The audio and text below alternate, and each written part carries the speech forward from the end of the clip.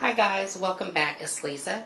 If you are new to the channel, welcome. Today I've got another super simple glam DIY for us. We're going to be making a high-end and elegant cloche. So what you're going to need some of these loose diamond gemstones. They are from EFavormart. EFavormart is an online retailer of event decor, event lighting, event supplies, and so much more.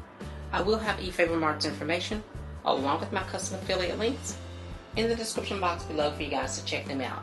Now from Dollar Tree, you will need some of these clear plastic or acrylic plates. They're in a pack of 4.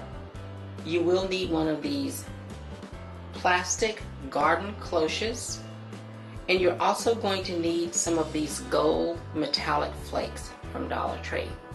I will be using both hot glue and tacky glue on this project, but if you'd like to make any of the components permanent, please use something like E6000 or an epoxy bond, and that will help to make it permanent.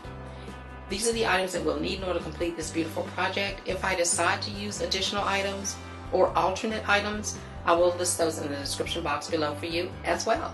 Let's get started.